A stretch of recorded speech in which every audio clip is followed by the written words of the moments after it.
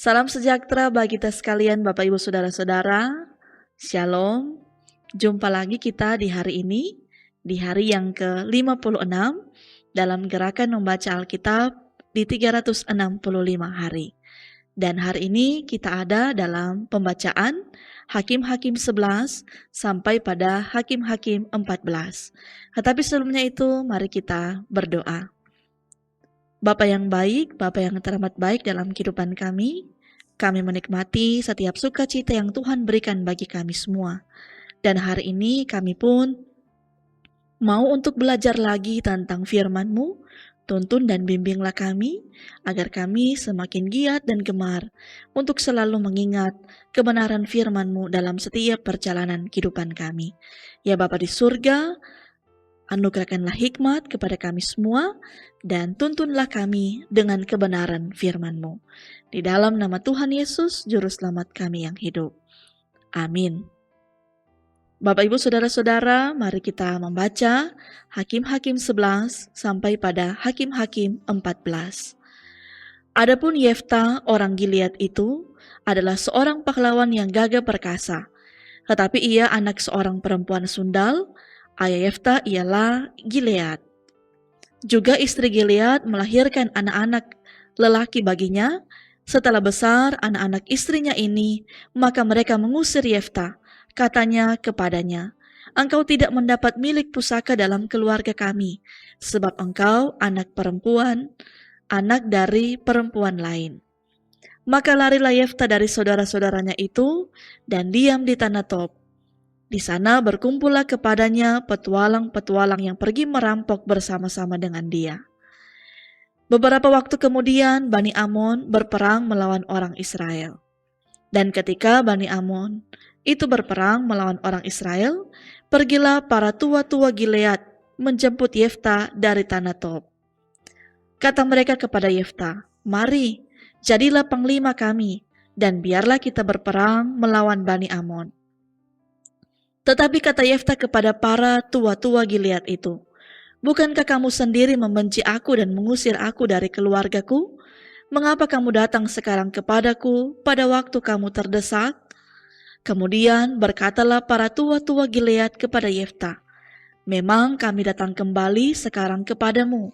Ikutilah kami dan berperanglah melawan Bani Amon. Maka engkau akan menjadi kepala atas kami, atas seluruh penduduk Gilead." Kata Yefta kepada para tua-tua Gilead, "Jadi jika kamu mau aku kembali untuk berperang melawan Bani Amon, dan Tuhan menyerahkan mereka kepadaku, maka akulah yang akan menjadi kepala atas kamu." Lalu kata para tua-tua Gilead kepada Yefta, "Demi Tuhan yang mendengarkannya, sebagai saksi antara kita, kami akan berbuat seperti katamu itu." Maka Yefta ikut dengan para tua-tua Gilead. Lalu bangsa itu mengangkat dia menjadi kepala dan panglima mereka. Tetapi Yefta membawa seluruh perkaranya itu ke hadapan Tuhan di Mispa. Kemudian Yefta mengirim utusan kepada Raja Bani Amon dengan pesan, "Apakah urusanmu dengan aku, sehingga engkau mendatangi aku untuk memerangi negeriku?" Jawab Raja Bani Amon kepada utusan Yefta, "Orang Israel ketika berjalan keluar dari Mesir telah merampas tanahku dari sungai Arnon sampai ke sungai Yabok dan sampai ke sungai Yordan. Maka sekarang kembalikanlah semuanya itu dengan jalan damai." Lalu Yefta mengirim pula utusan kepada Raja Bani Amon dengan pesan, "Beginilah kata Yefta, orang Israel tidak merampas tanah orang Moab atau tanah Bani Amon. Sebab ketika berjalan keluar dari Mesir, orang Israel melalui padang gurun sampai ke laut Teberau dan tiba di Kades. Ketika itu orang Israel mengirim utusan kepada Raja negeri Edom dengan permintaan, "Izinkanlah kiranya kami berjalan melalui negerimu ini." Tetapi Raja negeri Edom tidak mau mendengar. Mereka mengirim juga utusan kepada Raja negeri Moab, tetapi raja ini menolak. Maka orang Israel tinggal di Kades. Kemudian mereka berjalan melalui padang gurun, menempuh jalan keliling tanah Edom dan tanah Moab, lalu sampai ke sebelah timur tanah Moab. Maka berkemahlah mereka di seberang sungai Arnon dengan tidak masuk daerah Moab, sebab sungai Arnon itulah batas daerah Moab. Lalu orang Israel mengirim utusan kepada Sihon, raja orang Amori, raja di Hesbon, dan orang Israel meminta kepadanya, "Izinkanlah kiranya kami berjalan melalui negerimu ini sampai ke tempat yang kami tuju." Tetapi Sihon tidak percaya kepada orang Israel yang hendak berjalan melalui daerahnya itu. Maka dikumpulkannya lah seluruh rakyatnya, ia berkemah di Yahaz lalu berperang melawan orang Israel. Tetapi Tuhan Allah Israel menyerahkan Sihon dengan seluruh rakyatnya ke dalam tangan orang Israel, dan mereka dikalahkan, sehingga orang Israel menduduki seluruh negeri kepunyaan orang Amori, penduduk negeri itu. Demikianlah dimiliki orang Israel seluruh daerah orang Amori itu, dari sungai Arnon sampai ke sungai Yabok, dan dari padang gurun sampai ke sungai Yordan. Maka sekarang Tuhan Allah Israel telah merebut milik orang Amori bagi Israel umatnya. Apakah engkau hendak memiliki pula tanah mereka itu? Bukankah engkau akan memiliki apa yang diberi oleh Kamos Allahmu? Demikianlah kami memiliki segala yang direbut bagi kami oleh Tuhan Allah kami. Lagi pula, apakah engkau lebih baik dari Balak bin Sipor Raja Moab? Pernahkah ia menuntut hak kepada orang Israel? Atau pernahkah ia berperang melawan mereka? Ketika orang Israel diam di Hesbon, dengan segala anak kotanya di Aurol, dengan segala anak kotanya dan di segala kota sepanjang kedua tepi sungai Arnon, selama 300, mengapa pada waktu itu engkau tidak melepaskan kota-kota itu? Jadi aku tidak bersalah terhadap engkau, tetapi engkau berbuat jahat terhadap aku dengan berperang melawan aku. Tuhan, hakim itu, dialah yang menjadi hakim pada hari ini antara orang Israel dan Bani Amon. Tetapi Raja Bani Amon tidak mendengarkan perkataan yang disampaikan kepadanya oleh utusan-utusan Yefta. Lalu roh Tuhan menghinggapi Yefta, ia berjalan melalui daerah Gilead dan daerah Manasye, kemudian melalui Mispa di Gilead, dan dari Mispa di Gilead ia berjalan terus ke daerah Bani Amon. Lalu bernasarlah Yefta kepada Tuhan, katanya, "Jika engkau sungguh-sungguh menyerahkan Bani Amon itu ke dalam tanganku, maka apa yang keluar dari pintu rumahku untuk menemui aku pada waktu aku kembali dengan selamat dari Bani Amon, itu akan menjadi kepunyaan Tuhan, dan aku akan mempersembahkannya sebagai korban bakaran." Kemudian Yefta berjalan terus berperang melawan Bani Amon, dan Tuhan menyerahkan mereka ke dalam tangannya. Ia menimbulkan kekalahan yang amat besar di antara mereka, mulai dari Aror sampai dekat Minit 20 kota banyaknya, dan sampai ke Abel Keramim, sehingga Bani Amon itu ditundukkan di depan orang Israel. Ketika Yefta pulang ke Mispa ke rumahnya, tampaklah anaknya perempuan keluar menyongsong dia dengan memukul rebana serta menari-nari. Dialah anaknya yang tunggal, selain dari dia tidak ada anaknya laki-laki atau perempuan. Demi dilihatnya dia, dikoyakkanlah baju sambil berkata, "Ah, anakku, engkau membuat hatiku hancur lulu, dan engkaulah yang mencelakakan aku. Aku telah membuka mulutku bernasar kepada Tuhan, dan tidak dapat aku mundur." Tetapi jawabnya kepadanya, "Bapa, jika engkau telah membuka mulutmu bernasar kepada Tuhan, maka perbuatlah kepadaku sesuai dengan nasar yang kau ucapkan itu. Karena Tuhan telah mengadakan bagimu pembalasan terhadap musuhmu, yakni Bani Amon itu." Lagi katanya kepada ayahnya, "Hanya izinkanlah aku melakukan hal ini. Berilah keluasan kepadaku 2 bulan lamanya, supaya aku pergi mengembara ke pegunungan dan menangisi kegadisanku bersama-sama dengan teman-temanku."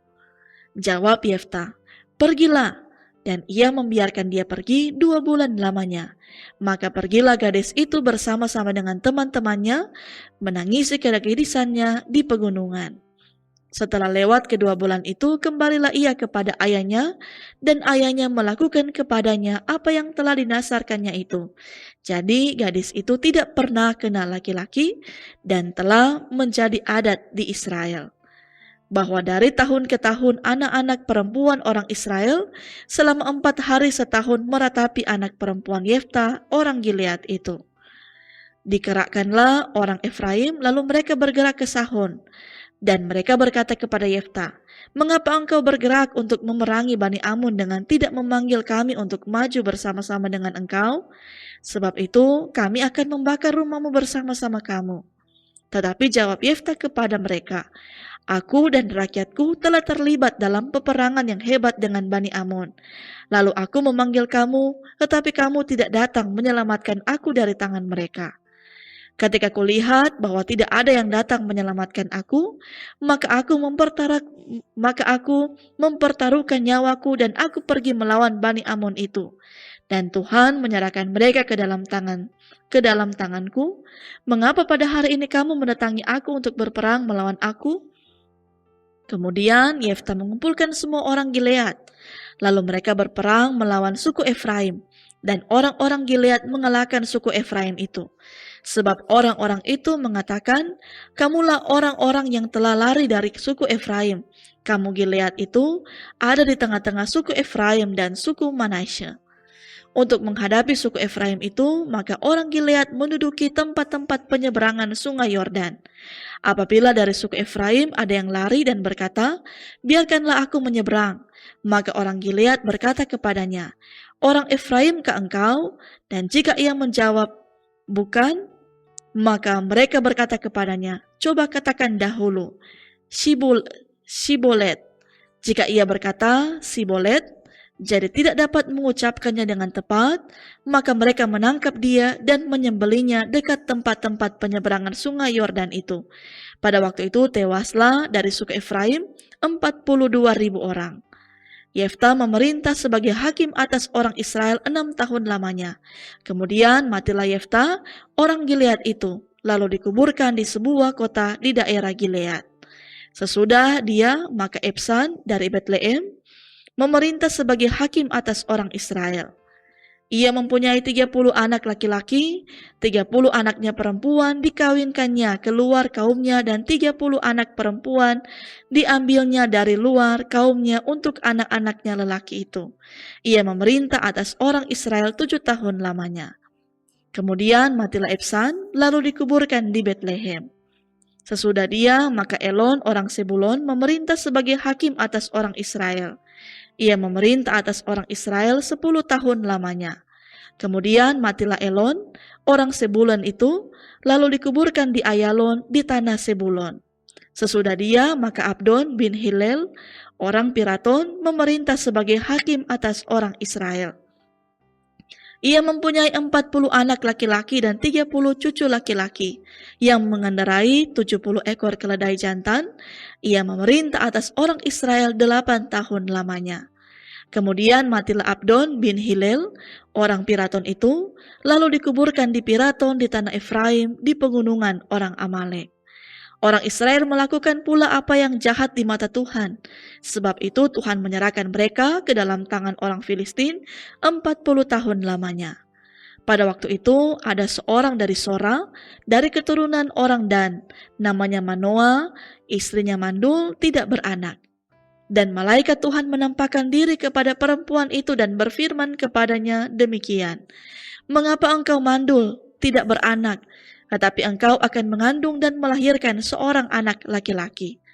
Oleh sebab itu peliharalah dirimu, jangan minum anggur atau minuman yang memabukkan, dan jangan makan sesuatu yang haram. Sebab engkau akan mengandung dan melahirkan seorang anak laki-laki. Kepalanya takkan kena pisau cukur, sebab sejak dari kandungan ibunya anak itu akan menjadi seorang Nasir Allah, dan dengan dia akan mulai penyelamatan orang Israel dari tangan orang Filistin." Kemudian perempuan itu datang kepada suaminya dan berkata, "Telah datang kepadaku seorang abdi Allah, yang rupanya sebagai rupa malaikat Allah, amat menakutkan. Tidak kutanyakan dia tidak kutanyakan dari mana datangnya, dan tidak juga diberitahukannya namanya kepadaku. Tetapi ia berkata kepadaku, engkau akan mengandung dan melahirkan seorang anak laki-laki.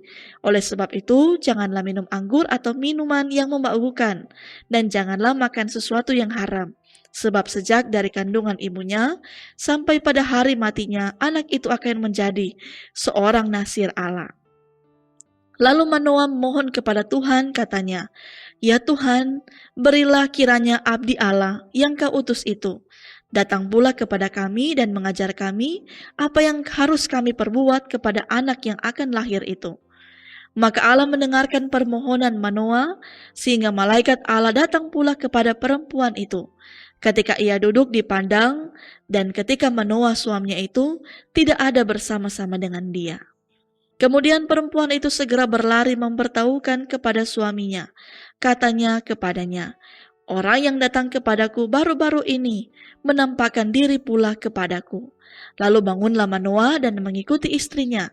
Setelah sampai kepada orang itu, berkatalah ia kepadanya, engkaukah orang yang telah berbicara kepada perempuan ini? Jawabnya, benar. Lalu kata Manoah, dan apabila terjadi yang kau katakan itu, bagaimanakah nanti cara hidup anak itu dan tingkah lakunya? Jawab malaikat Tuhan itu kepada Manoah, perempuan itu harus memelihara diri terhadap semua yang kukatakan kepadanya. Janganlah ia makan sesuatu yang berasal dari pohon anggur atau minuman yang memabukkan. Tidak boleh diminumnya, dan sesuatu yang haram tidak boleh dimakannya. Ia harus berpegang pada segala yang kuperintahkan kepadanya. Kata Manoah kepada malaikat Tuhan itu, perkenankanlah kami menahan engkau di sini, supaya kami mengolah anak kambing bagimu. Tetapi jawab malaikat Tuhan itu kepada Manoah, sekalipun engkau menahan aku di sini, hidanganmu itu tidak akan kumakan. Tetapi jika engkau hendak mengolahnya menjadi korban bakaran, persembahkanlah itu kepada Tuhan. Sebab Manoah tidak mengetahui bahwa dia itu malaikat Tuhan. Kemudian berkatalah Manoah kepada malaikat Tuhan itu, siapakah namamu? Sebab apabila terjadi yang kau katakan itu, maka kami hendak memuliakan engkau. Tetapi jawab malaikat Tuhan itu kepadanya, mengapa engkau juga menanyakan namaku? Bukankah nama itu ajaib?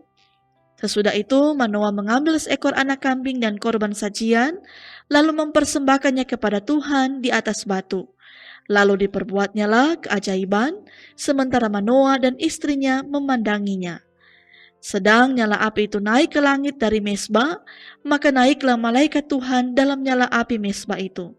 Ketika Manoah dan istrinya melihat hal ini, sujudlah mereka dengan mukanya sampai ke tanah. Sejak itu malaikat Tuhan tidak lagi menampakkan diri kepada Manoah dan istrinya.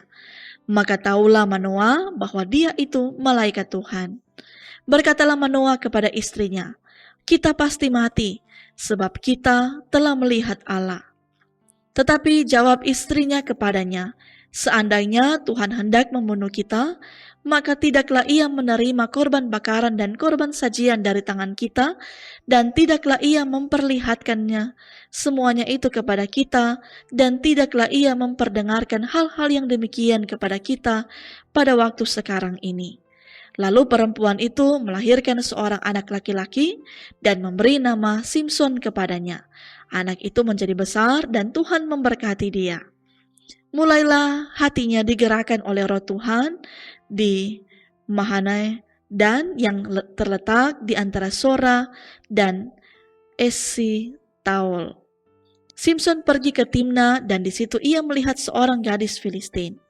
Ia pulang dan memberitahukan kepada ayahnya dan ibunya, di Timna aku melihat seorang gadis Filistin. Tolong, ambillah dia menjadi istriku.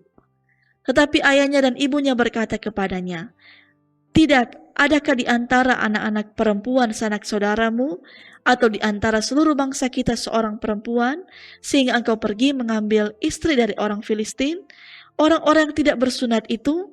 Tetapi jawab Simson kepada ayahnya, ambillah dia bagiku, sebab dia kusukai.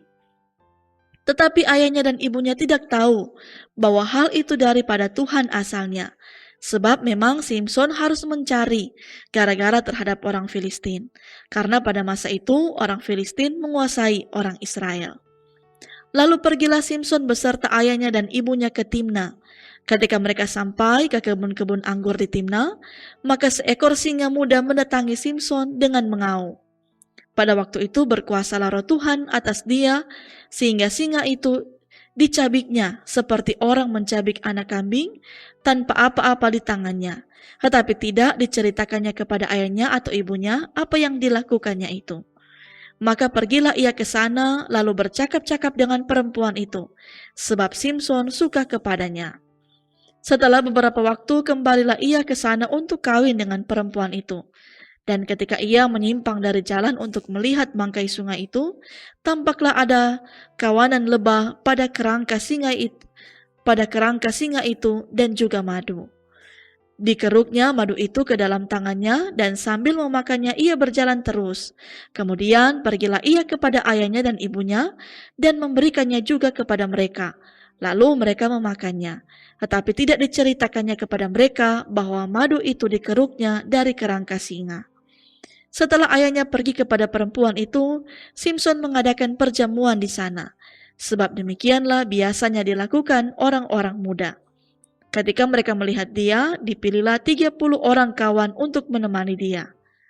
Kata Simson kepada mereka, "Aku mau mengatakan suatu teka-teki kepada kamu. Jika kamu dapat memberi jawabnya yang tepat kepadaku dalam 7 hari selama perjamuan ini berlangsung dan menebaknya, maka aku akan memberikan kepadamu 30 pakaian lenan dan 30 pakaian kebesaran. Tetapi jika kamu tidak dapat memberi jawabnya kepadaku, maka kamulah yang harus memberikan 30 pakaian dalam dan 30 pakaian kebesaran kepadaku." Kata mereka kepadanya, "Katakanlah teka-tekimu itu, supaya kami dengar." Lalu katanya kepada mereka, "Dari yang makan keluar makanan, dari yang kuat keluar manisan." Ada 3 hari lamanya mereka tidak dapat memberi jawab teka-teki itu. Pada hari ketujuh berkatalah mereka kepada istri Simson, "Bujuklah suamimu, supaya diberitahukannya kepada kami jawab teka-teki itu. Kalau tidak, kami akan membakar engkau beserta seisi rumah ayahmu. Apakah engkau mengundang kami untuk membuat kami menjadi miskin? Tidak, bukan?" Lalu menangislah istri Simson itu sambil memeluk Simson, katanya, "Engkau benci saja kepadaku dan tidak cinta kepadaku. Suatu teka-teki kau katakan kepada orang-orang sebangsaku, tetapi jawabnya tidak kau beritahukan kepadaku." Sautnya kepadanya, "Sedangkan kepada ayahku dan ibuku tidak kuberitahukan, masakan kepada engkau akan kuberitahukan?" Tetapi istrinya itu menangis di sampingnya selama ke-7 hari mereka mengadakan perjamuan itu. Pada hari yang ketujuh diberitahukannya lah kepadanya, karena ia merengek-rengek kepadanya. Kemudian perempuan itu memberitahukan jawab teka-teki itu kepada orang-orang sebangsanya. Lalu pada hari yang ketujuh, sebelum matahari terbenam, berkatalah orang-orang kota itu kepadanya, "Apakah yang lebih manis daripada madu? Apakah yang lebih kuat daripada singa?" Sautnya kepada mereka, "Kalau kamu tidak membajak dengan lembu betinaku, pasti kamu tidak menebak teka-tekiku." Maka berkuasalah roh Tuhan atas dia. Lalu pergilah ia ke Askelon dan dibunuhnyalah 30 orang di sana. Diambilnyalah pakaian mereka dan diberikannya pakaian-pakaian kebesaran itu kepada orang-orang yang dapat memberi jawab teka-teki itu. Tetapi amarahnya masih juga bernyala-nyala. Lalu pulanglah ia ke rumah ayahnya. Maka diberikanlah istri Simson itu kepada kawannya, bekas pengiringnya. Demikianlah Bapak Ibu Saudara, untuk bacaan kita di hari ini, di hari yang ke-56, dalam Hakim-Hakim 11 sampai pada Hakim-Hakim 14. Mari kita berdoa.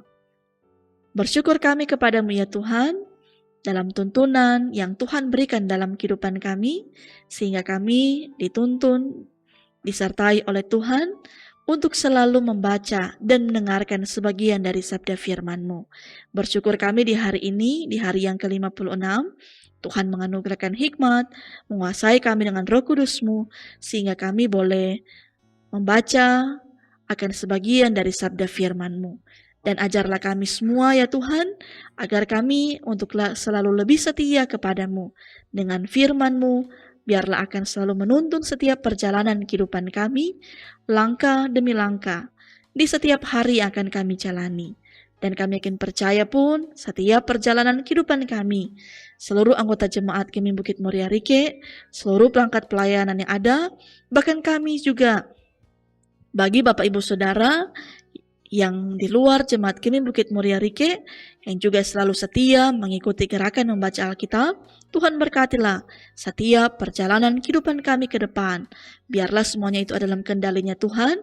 Kami boleh menuai segala keberhasilan yang akan Tuhan berikan bagi kami, lewat berkat-berkat terindah pula yang akan Tuhan curahkan dalam kehidupan kami semua.